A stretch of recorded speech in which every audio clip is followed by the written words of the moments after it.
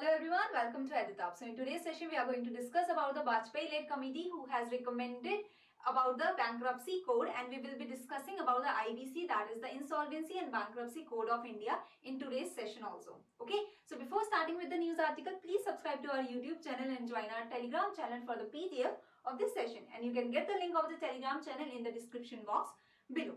So now there is a MCQ that is in front of you, and you will be surely able to answer this MCQ by the end of the session, as I will talk all the recommendations by the Bajpayee committee, as well as I will tell you that what goals it has identified about the IBC. Okay, so we will discuss the whole Bajpayee committee recommendations, and we will also discuss the IBC, that is the Insolvency and Bankruptcy Code of India. So now starting with the news article, the Bajpayee-led committee has suggested a standard framework. So G.N. Bajpayee is the chairman of the committee. Okay. So G.N. Bajpayee is the committee's chairman, and he is also the former chairman of the SEBI, that is the Securities and Exchange Board of India. So the committee has suggested that the IBBI, that is the Insolvency and Bankruptcy Board of India, should come up with a standard framework where they should provide the real-time data and the reliable data related to the time taken in the insolvency process, as well as the cost that is being levied or that is being taken in the insolvency process, because the company has to pay the cost. The company has to pay for the resolution professionals, they have to pay for the whole procedure of the court. So the cost, the time, and how much assets are coming back, or how much assets are being able to gain back by the creditors. Okay, so as well as the macroeconomic indicators, that is how many companies are being opened, and what is the ease of doing business, and what is the availability of credit in the economy. So these all indicators and these data has to be seen to assess the performance of the insolvency process, because if the time is being taken less, if the cost is being less, and the assets, we are gaining back most of the assets that we have given. So through this, the insolvency process, we can say, is performing very well. It is a very good insolvency process, we can say. And if we see all these data, we can look forward that how we can improve the implementation of the insolvency process. Maybe the time being taken is too much. Okay, so we can improve when we know these data, when we know the macroeconomic indicators, and when we know the real-time data. So now we have seen that what the Bajpayee committee has suggested to the IBBI. Now we will see first that what are the goals that were identified by the committee about the IBC process. Okay, before the understanding of the goal of the IBC, let's understand what IBC actually means. Okay, see, IBC came in India, or the government of India introduced IBC in 2016. Okay, that is only 5 years ago it was introduced. And what was there a need for IBC? Why did government of India Finance Ministry brought IBC? There was a very big need for the IBC, because before the coming of IBC, what was the condition of India? That there was not efficient, like if there were companies that were facing the financial distress, there was no mechanism to save that country, to restructure that company, to revive that company, and that company had to go insolvent. And even if it wanted to get insolvent, it wanted to exit the market, it was taking such a long time that it was a very tricky thing for the businesses. So the businessmen were very afraid that if we open the company, and if we go back, if the company go back, if there is financial distress, so how we will be able to come out of that distress? So that kind of pressure from the mind was taken out by the IBC code, that is the Insolvency and Bankruptcy Code, because it has given a framework through which the companies can be saved now.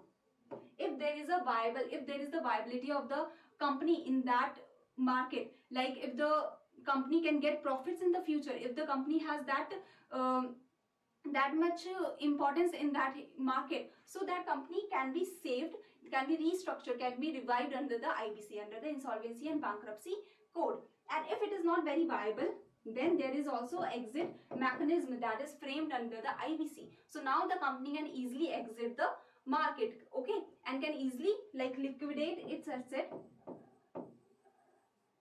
okay, and can easily liquidate its asset and give back the money to the creditors, okay, so that the creditors are also very safe now. Okay, the creditors have the mindset that at least we can get some money back under the IBC through liquidating the company, through liquidating the assets of the company that has gone bad, that is under the financial distress. So now there is a proper mechanism for saving the company or for making it exit. Okay, the process has become lessened now, the process has become small now, and there is a proper framework for that through the IBC. So IBC's goal is to resolution of the distressed asset. If I have bought a land, okay, and I am not getting the environmental claims, so that the land has become a distressed asset, it has become useless for me now, nor can I make any company on that land, nor can I sell that land. So it has become the distressed asset. So under the IBC, I can liquidate it, I can save it. I can save it, or I can at least liquidate it. I can get out of that distressed situation.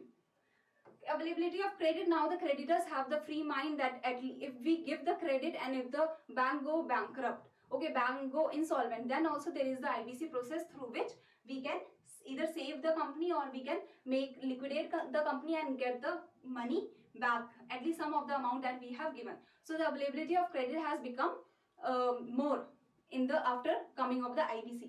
As well as promotion of entrepreneurship, of course now the businessmen are also very happy with the IBC code, that even if they are in a financial distress, there is some code that is for them, that is for saving, restructuring, helping them, or at least for a mechanism is there so that they can easily move out of the market if they do not want to do business. If they are going on losses, they want to put their money somewhere else. It is beneficial for them to put their money somewhere else, so they want to exit, and the exit process has become easier after the IBC. So the promotion of entrepreneurship is there, as the credit has also become more available. So there is a promotion of entrepreneurship. Balancing the stakeholders' interest.